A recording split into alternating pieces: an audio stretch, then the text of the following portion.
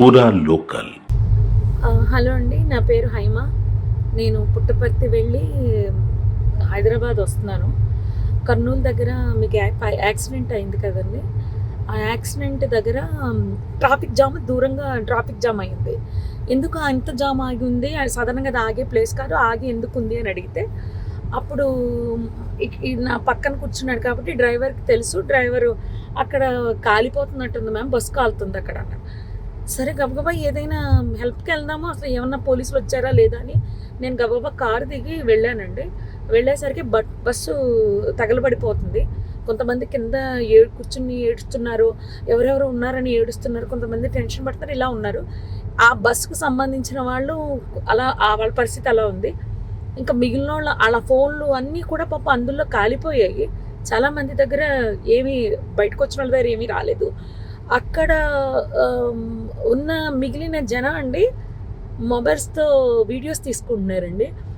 ఎవరైనా పోలీస్కి కాల్ చేయలేదు. నేను కార్ దిగి వచ్చే హడావుల్లో ఫోన్ ఏమో కార్లో వదిలేశాను. వర్షం పడిపోతుందో పక్క నుంచి ఫోన్ టచ్ చేయడానికి కూడా ఎవరిదైనా అడిగి తీసుకుని టచ్ చేద్దామని వర్షానికి తడిచి అది పనిచేయట్లేదు. నేను మళ్ళీ గబగబా కార్ దగ్గరికి వెళ్ళి వెంటనే కర్నూలు ఎస్పీ గారికి అండ్ ఎస్బీ ఇన్స్పెక్టర్ గారికి కాల్ చేశానండి. లక్కీగా ఎప్పుడో నెంబర్స్ ఉన్నాయి. కాల్ చేస్తే వాళ్ళు ఇమీడియట్లీ రెస్పాండ్ అయ్యారు. వాళ్ళు రెస్పాండ్ అయిన కాసేపటికి రూరల్ సిఏ గారి బృందం అంట వాళ్ళు వచ్చారు.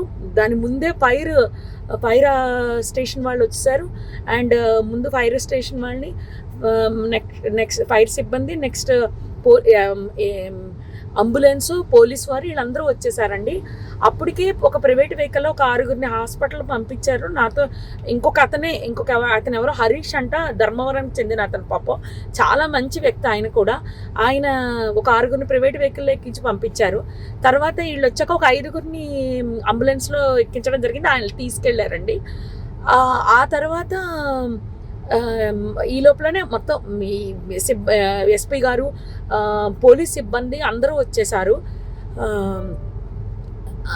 అసలు ఆ మాంసపు ముద్దలు కాదండి, నిజం చెప్పాలంటే చాలా దారుణం అది. అస్థిపంజరాలు అలా సీట్లలోనే చూసేసరికి అసలు నాకైతే వల్ల కాలేదు. ఎవరైనా ఫ్యామిలీ అండి, చాలా ఆ ఫ్యామిలీ ఎంత బాధపడుతూ ఉంటారో. నేను అది తట్టుకోలేకపోయాను. వస్తూ అక్కడ ఆంజనేయ స్వామి గుడి దగ్గర ఆగిపోయి నదిలో మునగడం జరిగింది. నిజం చెప్పాలంటే చాలా బాధాకరం అండి. ఎవరు కాపాడడానికి అవకాశం లేదు. నిజం చెప్పాలంటే పోలీసులు రాకపోయి ఉంటే చాలా ఇబ్బంది పడిపోదాము. హెవీ ట్రాఫిక్ అండి. పోలీసులు లోపలికి రావడానికి బయటకు వెళ్ళడానికి కూడా ఉండకపోను.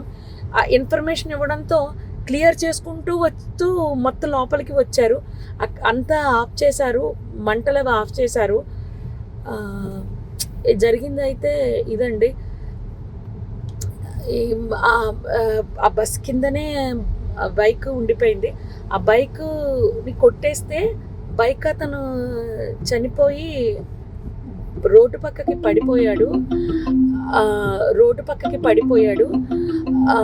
మళ్ళీ ఆ బైక్ మాత్రం బస్ కిందకి వెళ్ళిపోయిందండి. అర్థమైపోయింది ఇది సార్ జరిగింది.